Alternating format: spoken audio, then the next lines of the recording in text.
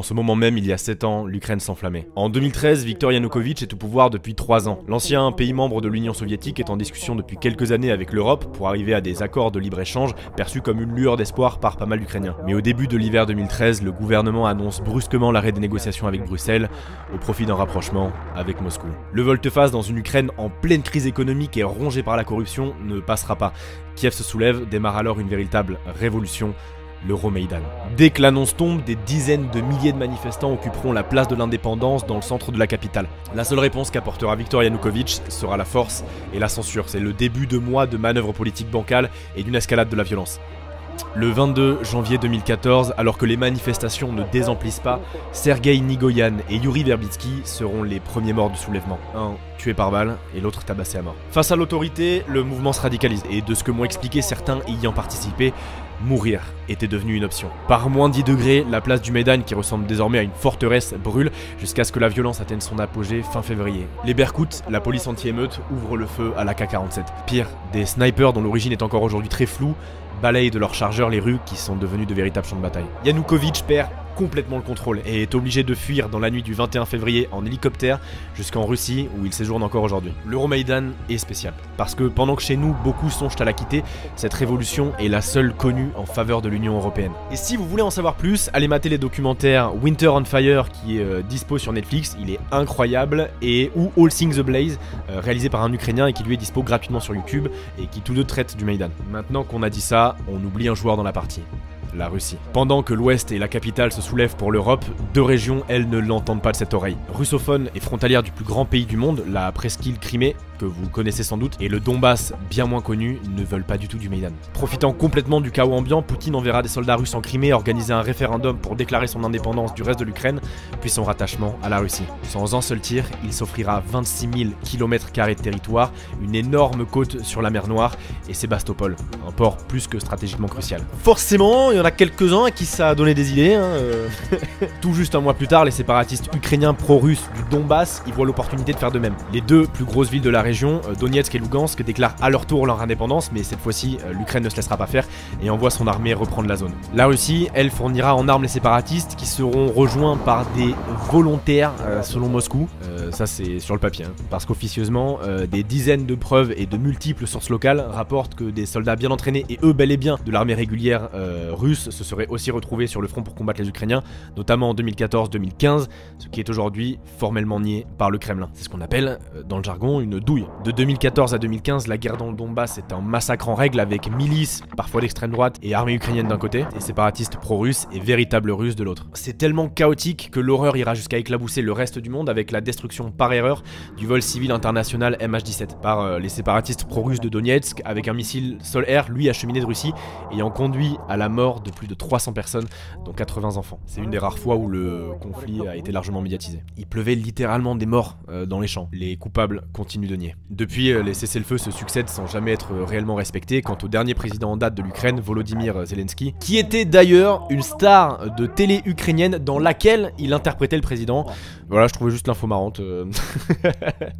A fait de la pacification de cette région une de ses priorités. Le conflit s'est enterré et c'est là-bas que j'étais début décembre 2020 pour voir la situation 7 ans plus tard de cette guerre européenne oubliée.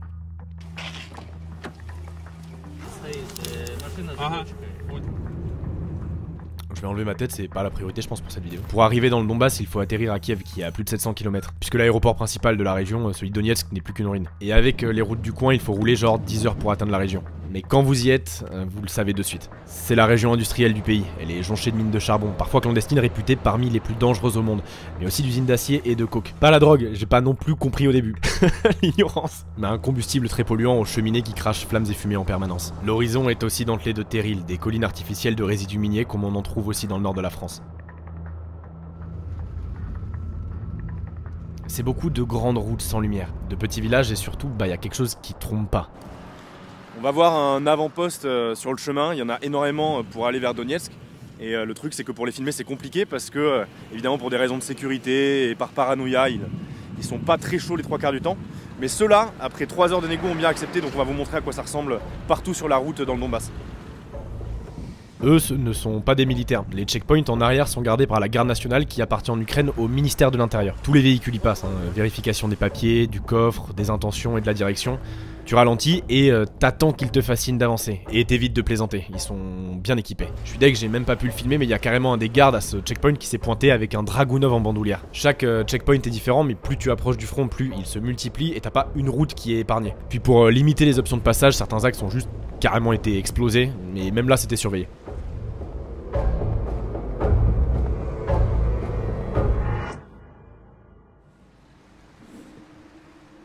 La Lada 4x4, vraiment, les Lada sont polyvalentes. Mais de la vingtaine ou la trentaine qu'on ait croisé, je crois que le checkpoint le plus singulier qu'on ait pu voir restera celui qui permet d'entrer dans Peski. Pour entrer dans la zone de front ou situe Peski, il faut passer un gros checkpoint qui est derrière moi, qui est construit sous l'ancien périphérique qui était censé entourer Donetsk, mais du coup qui n'a pas été terminé. Et ils ont appelé le checkpoint République. Assez ironique. Peski, c'est ici.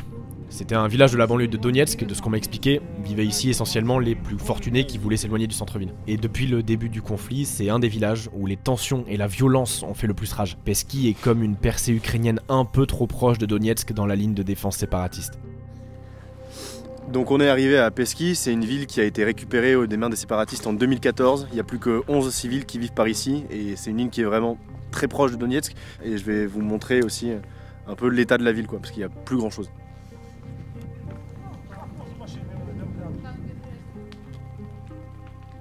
C'est le genre d'endroit où tu fais gaffe où tu marches. Beaucoup de gens se sont battus et sont morts ici. Aujourd'hui, c'est souvent calme. La journée, t'entends des bruits de tronçonneuses au loin, c'est les militaires qui préparent le bois pour ce soir, mais c'est tout. C'est essentiellement des ruines, occupées par les soldats qui les ont renommées à leur façon d'ailleurs pour mieux s'y retrouver.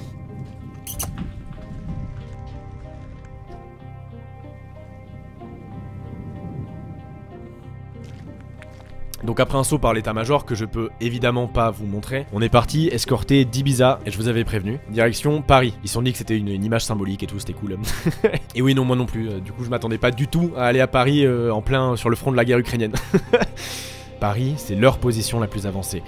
Je peux pas vous dire précisément à combien, mais on est à quelques centaines de mètres des positions séparatistes. Quand on entre, il y fait noir, toutes les fenêtres sont barricadées, tout le monde se tait, tout le monde la boucle. À l'étage, seule une pièce est chauffée d'un poêle, les AK côtoient les photos de drones et documents confidentiels. Puis on nous amène rapidement dans la pièce la plus à l'avant, celle d'où ils observent l'ennemi. Ce qui m'a de suite attiré le regard, ce sont les murs criblés d'impacts de balles de snipers séparatistes qui ont tenté leur chance à travers les petites ouvertures. Un coup d'œil dans les jumelles et on peut apercevoir plusieurs lieux. D'anciennes positions, les deux tours d'aération, je crois, d'une ancienne mine qui rappelle étrangement quelque chose, un cimetière, mais surtout les restes de l'aéroport de Donetsk où s'est déroulée une des batailles les plus féroces du conflit. Et j'ai très facilement trouvé des images d'archives sur YouTube pour que vous compreniez ce qui s'est passé là-bas.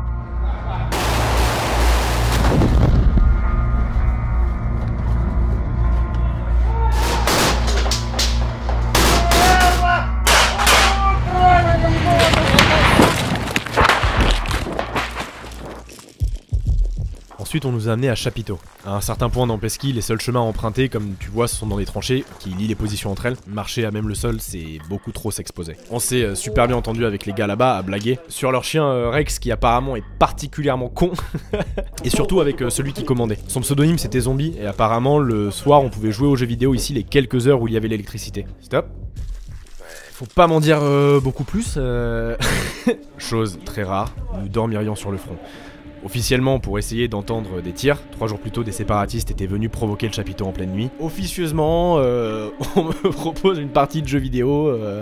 Voilà, vous voulez que je dise quoi? On a fait d'autres trucs ce jour-là, puis une fois la nuit tombée, Zombie est venu nous chercher. On l'a suivi dans le noir total des tranchées par un froid glacial. Seule une petite frontale rouge est autorisée, la seule autre lueur que l'on aperçoit vient de l'horizon, où ce sont les lumières de Donetsk. Et j'ai enregistré, c'était trop particulier.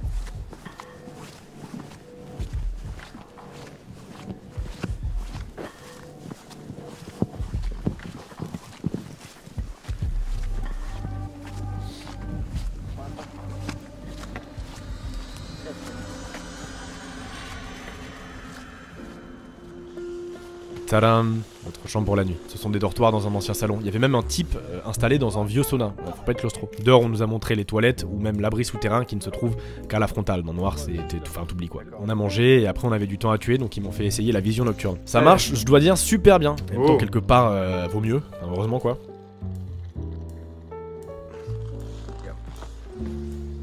Donc ça c'est si un jour vous croisez un nécromancien sur The Elder Scrolls Online qui vous explose ou que votre mother base de MGS est attaqué, dites-vous que c'est peut-être un soldat au front ukrainien. Pour cette nuit, on aura un silence total. D'après les zombies, ça faisait même longtemps qu'ils n'avaient pas eu une nuit aussi paisible. Là on est à Slavano-Siersk, en tout cas autour, parce que c'est une situation qui est inverse à celle de Peski. À Peski c'était les Ukrainiens qui avaient la ville, et là ce sont donc les séparatistes pro-russes qui ont la ville, et les Ukrainiens qui l'entourent avec des tranchées, donc on va vous montrer ça. C'est peut-être un endroit qui va être désengagé, en tout cas c'est ce qui se disait dans la diplomatie. Donc on va voir, mais je vais vous montrer déjà à quoi ça ressemble la situation inverse, quand c'est les Ukrainiens qui sont autour, dans des positions extérieures à la ville, et que ce sont les séparatistes qui ont la ville. On la voit un peu dans le loin, mais on peut pas y rester non plus filmer trop longtemps.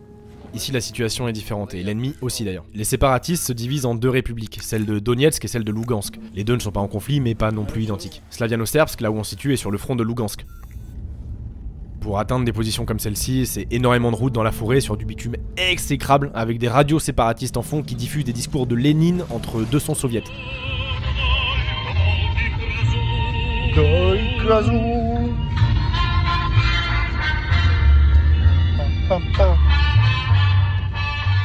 Une fois qu'on y est, il y a vraiment un truc 14-18.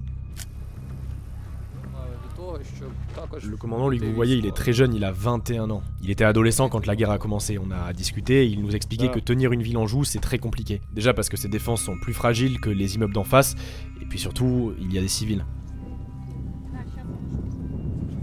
Des tranchées semblables dans les champs, on en trouvait aussi proche de Peski qui couvraient d'autres angles.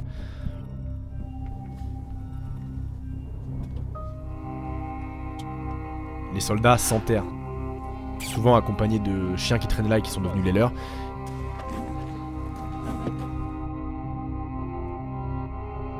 Ils surveillent depuis des années et agrandissent leur dédale au point qu'il est franchement mais super facile de s'y perdre.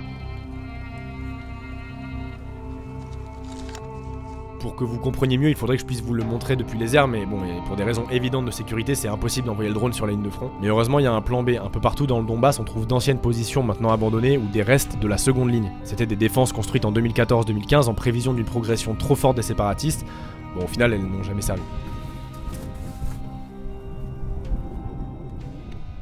Je profite du fait que c'est très calme ici pour remercier Rhino Shield sans qui tout ce projet n'aurait pas été possible. Vous connaissez sûrement ce qu'ils font, c'est une marque de coques pour smartphones, AirPods, aussi de protection pour écran ultra résistant parmi ce qui se fait de mieux sur le marché. Et j'ai une collaboration avec eux, il y a des coques qui sont ultra stylées, mais je pense que ce sera quand même plus simple de détailler davantage une fois rentré au bureau.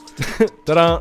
Donc je vous le disais, ils ont des collections ultra cool allant de la NASA à Hunter x Hunter, Naruto Shippuden, la NBA, toutes celles-là aussi bien pour smartphone que pour AirPods, et aussi du coup la mienne dont je suis super fier. Il y a 4 modèles, l'astronaute, le cocktail Molotov, le masque de démon, le poisson combattant et une plus que dans le thème, le plan de char d'assaut. Avec mon code SimonPuech, vous aurez moins 10% sur tout le site. Et très sincèrement, je voulais les remercier, c'est très vrai parce que c'est pas toutes les marques du tout qui auraient accepté de me suivre sur un tel projet. Alors rien que pour ça, encore merci et ça vaut le coup d'aller jeter un coup d'œil. Et alors, puisque je vous parle de char d'assaut, celui sur les coques de Rhino Shield a bien failli être le seul que j'aurais pu vous montrer dans cette vidéo. Après un an de guerre totale sans règles, les accords de Minsk 2 sont signés en février 2015 pour apaiser un peu le conflit. Les chars d'assaut de gros calibre doivent se retirer de la ligne de front, peuvent y rester uniquement les BTR et BMP, immobiles, juste au cas où. En fait, c'est l'OCDE qui sont très présents dans la zone et qui surveillent, on a croisé pas mal de leurs SUV. Tous les mouvements de blindés doivent être répertoriés. Normalement, ils ne peuvent plus faire n'importe quoi. Sur presque chaque position, j'en ai vu. Durant la semaine, peut-être une vingtaine au total. Ils sont cachés dans des ruines, des trous et j'en passe, et dès que vous voulez les filmer, vous vous heurtez à un mur de niet, niet, niet. Alors ceux-là, je les connais très bien maintenant. Leur position, c'est un sujet ultra sensible. Du coup, vous n'en verrez pas, du moins clairement visible dans cette vidéo. En fait, les véhicules, ça a été, et de très loin, le plus compliqué à négocier, et après des jours de retournement de situation, les Ukrainiens ont bien voulu nous conduire à l'un des engins. Un de ceux, en revanche, qui ne sont plus au combat depuis 5 ans. Au beau milieu de nulle part. C'est chiant, c'est les règles du jeu, mais évidemment je peux rien vous dire sur où, comment, pourquoi. Mais vous pouvez me croire sur parole quand je vous dis que tomber en pleine forêt sur ce genre de machine, le moins qu'on puisse dire c'est que ça surprend. On est dans une base arrière auprès d'un tank T-72. C'est un tank qui a été construit durant l'époque soviétique et qui a énormément servi côté Ukraine au début du conflit en 2014-2015.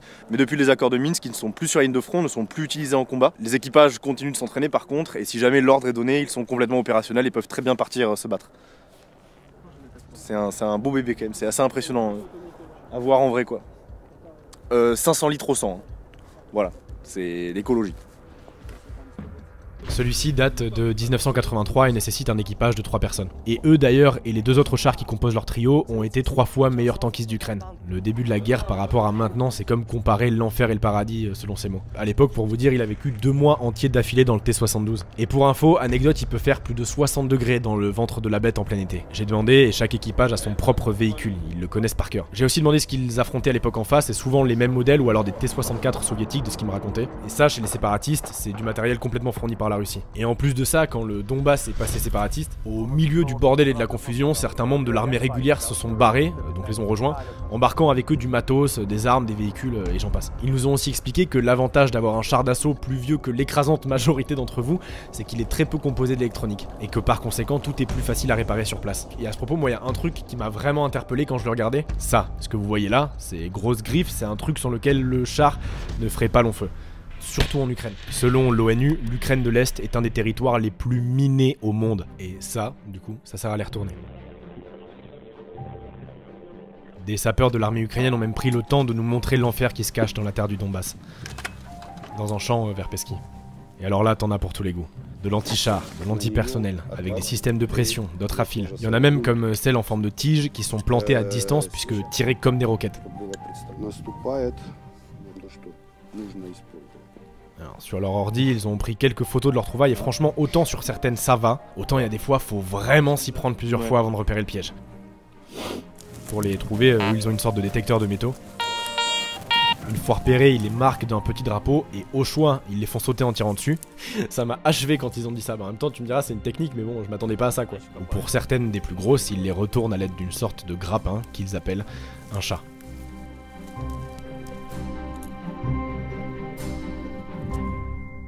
Donc même si aujourd'hui les tirs se font rares, la terre reste elle mortelle.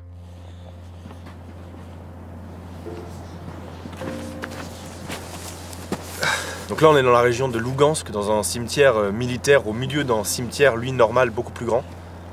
C'est au milieu d'une forêt. Il faut savoir que depuis le début du conflit, il y a eu plus de 4000 combattants ukrainiens qui sont décédés. Et parmi tout ça, il y a 69 membres de l'armée qui restent inconnus ou disparus. Et il y en a qui sont enterrés ici en attente d'identification peut-être un jour. Il y en a aussi qui sont identifiés et qui sont là. Il y en a notamment un qui a décidé de rester là où il serait décédé.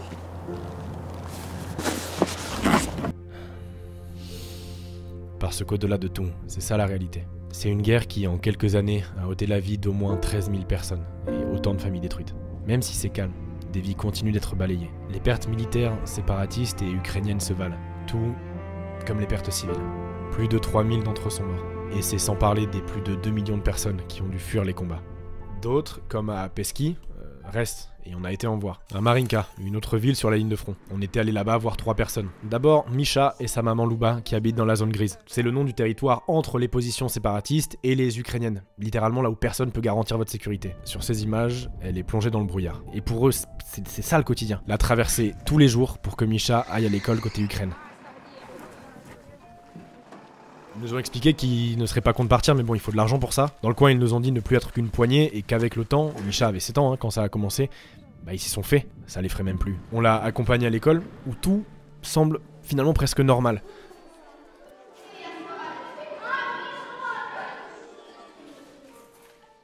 À l'exception des sacs de sable qui protègent encore les fenêtres de certaines salles de classe.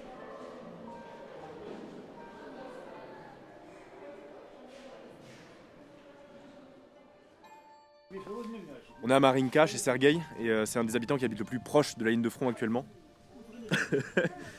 Oh, elle blablate. Et depuis chez lui, on voit très bien les positions pro-russes et pro-ukraine. Eh ben, Misha, ouais. Oui, son chien s'appelle aussi Misha, putain. Juste à l'angle de chez Sergueï, il y avait même une ancienne position ukrainienne. Il nous a expliqué que c'était un peu sa façon à lui, malgré son âge, de soutenir son armée. Alors du terril que vous voyez là-bas, ça arrive qu'il y ait des tirs en direction du jardin de Sergueï. On est dans le grenier de Sergueï là, et il explique qu'il y avait une sniper ici, et on va voir, on voit super bien les positions avancées pro-ukrainiennes et les positions avancées pro-russes. Waouh, on voit grave bien avec l'iPhone. Donc ce que vous voyez là-bas, ce sont les positions avancées pro-russes.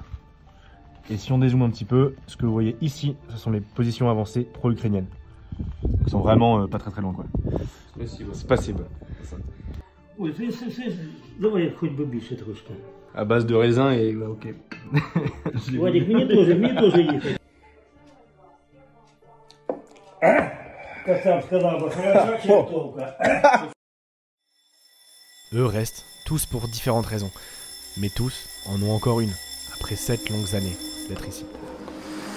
On est à Stanitsa Luganskaya, c'est le seul point de passage du conflit si on veut aller donc de l'Ukraine aux régions séparatistes. Autrement, les gens qui veulent arriver dans la zone séparatiste doivent passer par la Russie, donc en faisant un grand tour. Il y a à peu près 2000 personnes qui passent ici par jour, et donc une fois qu'ils ont été contrôlés par les Ukrainiens juste derrière, ils traversent une zone où il n'y a pas de militaires, il y a un grand pont, et de l'autre côté, ce sont les séparatistes qui les récupèrent. Et pareil, ils seront recontrôlés, etc.